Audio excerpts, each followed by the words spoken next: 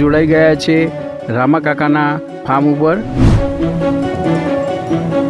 અને પ્રાકૃતિક ખેતીનું શું મહત્ત્વ છે,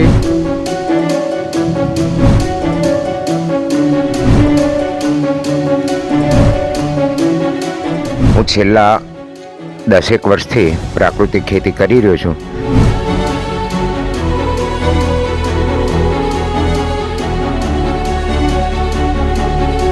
અને પછી સારું એવું ઉત્પાદન મળતું હોય છે.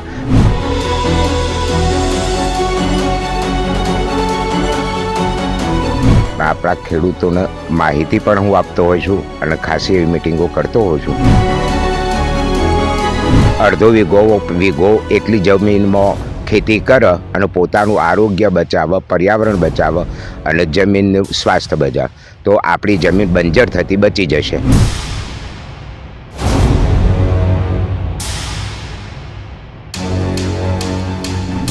એટલે આ ખાતરમાં કોઈ ભેળસેળ નહીં, નિંદામણ નહીં, અને આ ખાતર પોચું હોય અને આ સારું એવી જમીનને મૂળના માટેનો ડાયરેક્ટ ખોરાક થઈ જાય છે.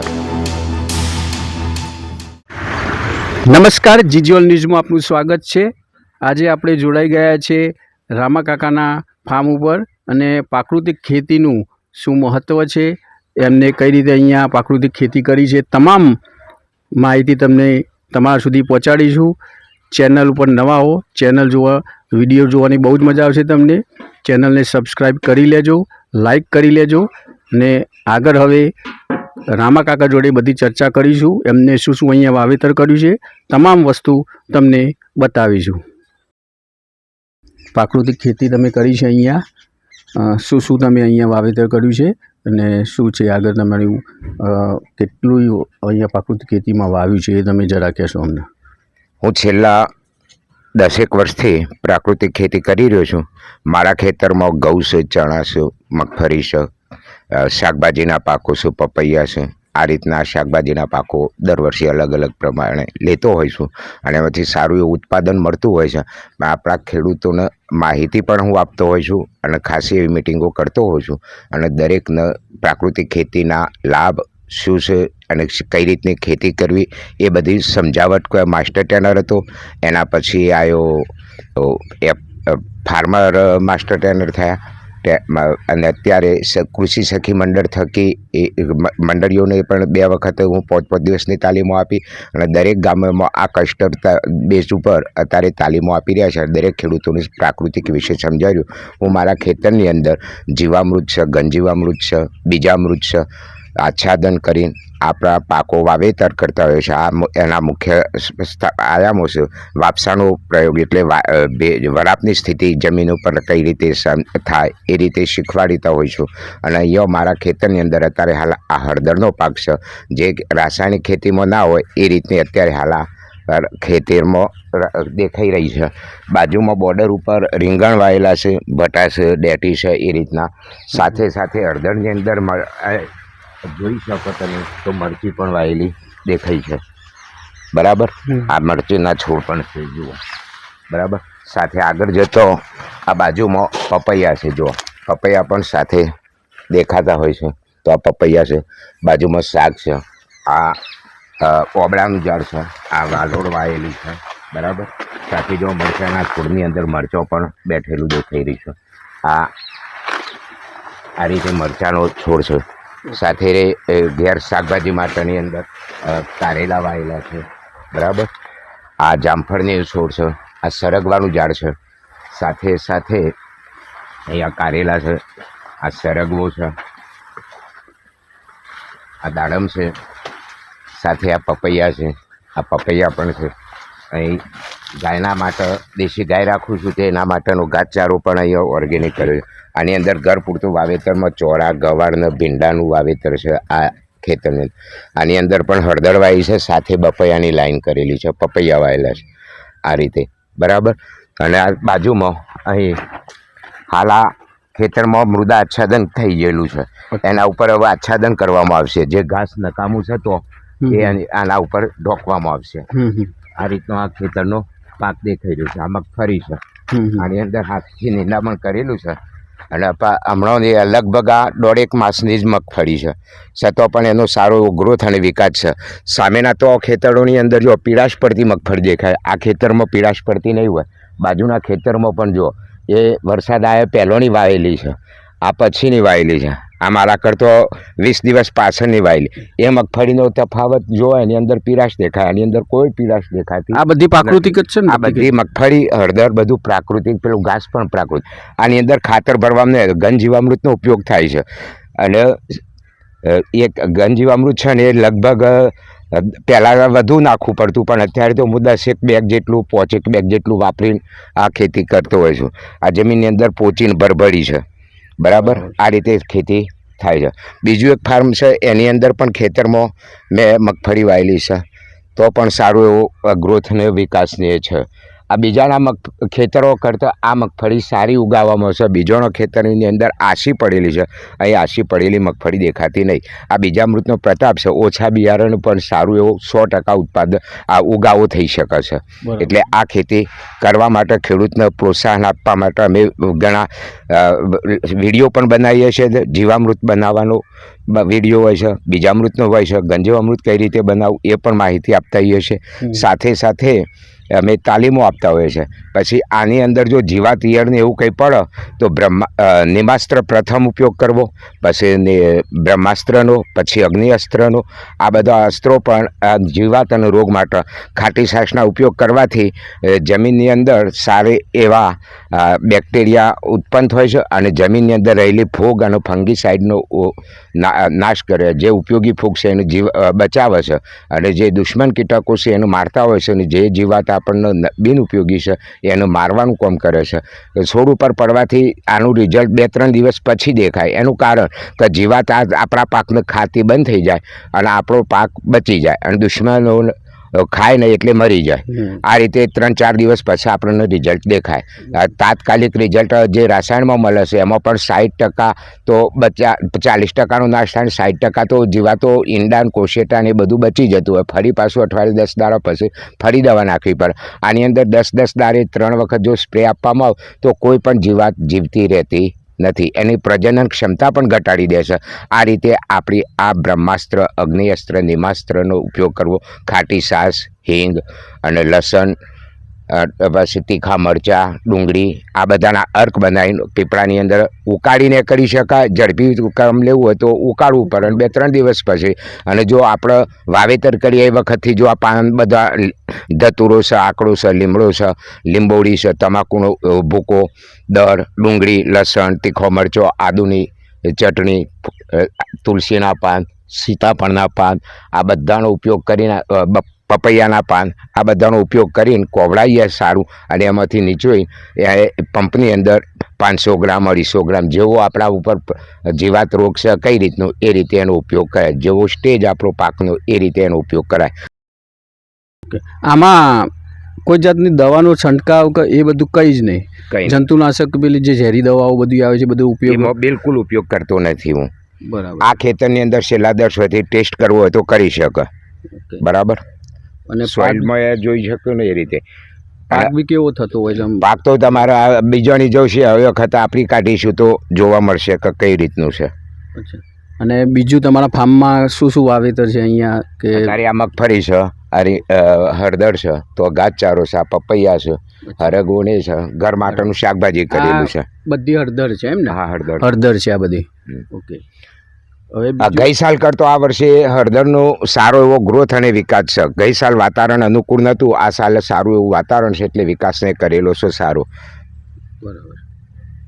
હળદરને એક નક્કી થયું કે હળદરનો ઓછા પાણીની જરૂરિયાત રહેશે, એટલે બેડ હોય તો સારું. આ બેડ બનાવ્યા નહોતા એટલે આ બાજુની હળદર છે એ વીક પડી ગયેલી છે. આની અંદર પાણી ભરાઈ ગયું હતું વાવેતર પછી, અને આ ઉગેલી હતી એની અંદર પાણી નથી, અને આ બેડમાં થઈ ગયેલી હતી પહેલો, એટલે સારો એવો વિકાસ છે. આટલો તફાવત પડેલો છે. પણ 24 કલાકમાં પાણી એ સુકાઈ જાય છે. આ ખેતરમાં રોકાતું નથી. બીજા ખેતરોમાં પાણી ભરાઈ રહ્યું છે, આની અંદર અળસિયાને એટલા બધા અંદર હોલ પાડેલા છે એટલે પાણીનું શોષણ થાય, એટલે પર્યાવરણમાં સારું એવું રહે છે. એટલે જળનો સંચય થાય છે જમીનની અંદર. સાથે સાથે અળસિયા કામ કરતા હોય એટલે ખાતર નાખવાનું એ જરૂરિયાત રહેતી નહીં, અને સારું એવું કોઈ પણ જાતની પાકમાં કમી દેખાતી નહીં. તમે જુઓ ગ્રીનરી એ ખરખી વખત ગમે એવી જ હોય છે.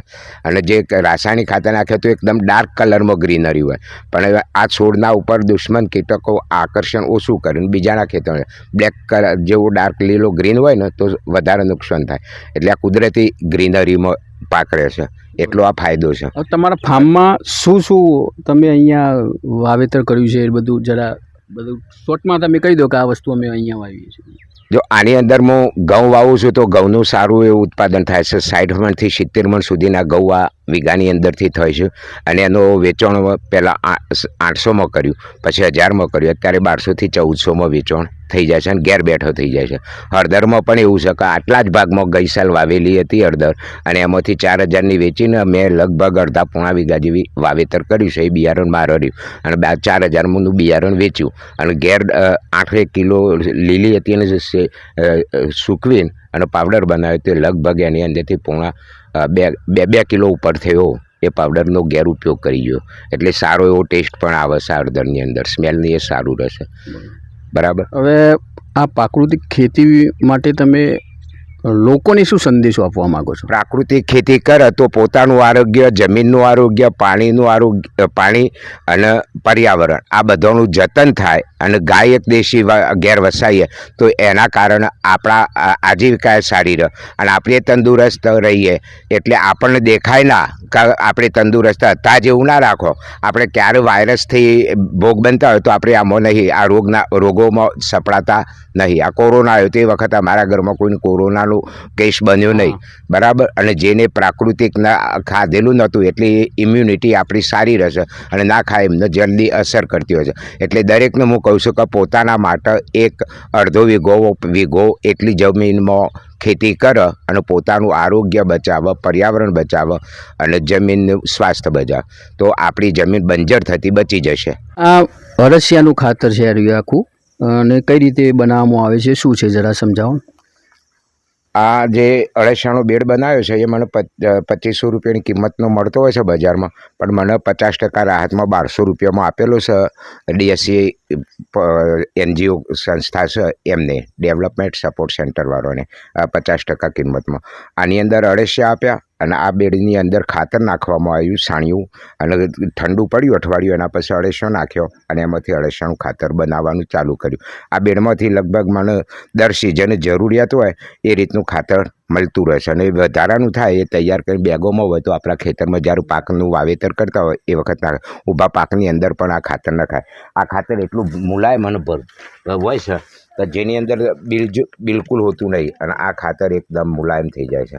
અને આ રીતે એનો ઉપયોગ કરી શકીએ છીએ.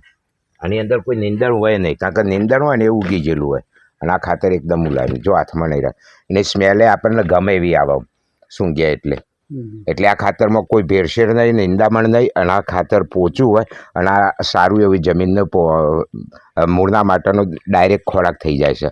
આની અંદર બધા પ્રકારના તત્વો મળતા હોય છે. બરાબર. તો આ વર્મી કમ્પોસ્ટનું બેડ છે. આની અંદરથી દર સિઝન આપણે જે 40 દિવસે 50 દિવસમાં તૈયાર થઈ જાય. પૂરતા પ્રમાણમાં અળસિયો થઈ જાય એટલે આ એક પછી એક ચારીનો ઉપયોગ કરી શકાય. હવે બાયોગેસ પ્લાન્ટ છે આખો, આ બાયોગેસ પ્લાન્ટ બનાવેલો છે. બરાબર. પણ જગ્યા નીચે પડે છે અને વરસાદ અતિશય કારણે આ બંધ કરેલો હોય. બાકી આની અંદર જો નાખવામાં આવે 3 ગાયનું છાણ મૂતર ભેંસનું કે ઢોરનું નાખવામાં આવે આની અંદર કચરો તો એનું વિઘટન થઈ 1 મહિનાની અંદર 2 થી 3 સિલિન્ડર ભરાઈને એટલો ગેસ નીકળતો હોય છે. એની નળી છે તો નળી ઉપર થઈને જાય છે અને તો ગેસને સગડી ચલાવી લે. પણ આ ચોમાસામાં બંધ રાખેલું છે. એનું કારણ કે વરસાદના કારણે આ ભરાઈ જાય છે પાણીના, એટલે વેણ પાણી આના ઉપર આવી જાય છે. કારણ કે અતિશય વરસાદ આ વર્ષે આવ્યો સતત, એના કારણે આ બંધ રાખેલું છે. બરાબર. ને કંઈ રબડી કાઢે તો આ રબડીનું એક ખાતર એવું સારું એવું થઈ જતું હોય છે. બરાબર. આ જે અત્યારે હાલ પશુપાલનમાં કયું છે તમારી જોડે ગાયનું? મારી જોડે શંકર ગાયો છે, સાથે એક કોકરેજ ગાય રાખેલી છે દેશી, એનો વિયાયેલી છે અને એ દોવાય છે અત્યારે હાલ. એ ગાય છે એ 3.5 થી 4 લીટર દૂધ આપે છે અને એનું દૂધ આપણે ઘેર ખાવામાં જ ઉપયોગ કરીએ છીએ, બીજા વેચવામાં જતા નહીં, અને એ સારું એવું દૂધ ભાવે છે. અને એ કોકરેજ ગાયના ગૌમૂત્રની અંદર 300 થી તે 500 કરોડ સુધીના બેક્ટેરિયા હોય છે એના છાણમાં, અને એનું જે મૂત્ર છે એનો ઉપયોગ જલીન કરતા હોઈએ છીએ અને ખેતીમાં ઉપયોગ કરીએ છીએ, જીવામૃત બનાવવું, ઘન જીવામૃત બનાવવું, અને છાણનો ઉપયોગ પણ એ રીતે કરતા હોય છે. આની અંદર એક આ બેરલ છે, એની અંદર જે અસ્ત્ર મેં કહ્યું હતું ને, તો આર્ય અસ્ત્ર અગ્નિ અસ્ત્ર જે છે, આની અંદર જુઓ તીખો મરચો છે, લસણ છે, ડુંગળી છે, આદુ છે, આ બધી ચટણીઓ, લીમડાનો પાલો, ગૌમૂત્ર અને પાણી, આ રીતે આની અને અંદર ગોળને નાખીને બનાવેલું છે આ તીખા મરચોને. બરાબર. આ અગ્નિ અસ્ત્ર કહેવાય. આનો ઉપયોગ પંપની અંદર 250 થી 500 ગ્રામ એટલે દવા તરીકેનો ઉપયોગ કરવાનો? દવા તરીકે ઉપયોગ. આમાંથી ફૂગ્યા આની અંદર ખાટી સાસે નાખીએ અને સાથે ઉછોટીએ તો એક જ ટાઈમમાં 2 કામ થઈ જાય. પેસ્ટિસાઇડના જેટલું જ કામ આપે. આનું પાણી આજે આ તૈયાર થાય એ નીકળી લેવાનું, ગાળી લેવાનું. બરાબર. આ રીતે એનો બનાવવાનું. છંટકાવ જ કરવાનો ડાયરેક્ટ. આની સ્મેલથી જ આ જીવાતો બધી દૂર રહેશે, ખાવાનું બનતી ખાશ્વારો છોડને એવું થઈ જશે, એટલે સારું એવું કામ આપશે. આ હતા અમારા વજાપુર ગામના રામાકાકા. હવે તેઓએ જે પ્રાકૃતિક ખેતીનું વિશે તમને તમામ વસ્તુ તમને સમજાવી છે, અને પ્રાકૃતિક ખેતી હવે લોકો એ તરફ વળે એ મહત્ત્વનું છે. કેમેરામેન ડીકે સાથે મિતુલ પટેલ, GG1 ન્યૂઝ, વિજાપુર.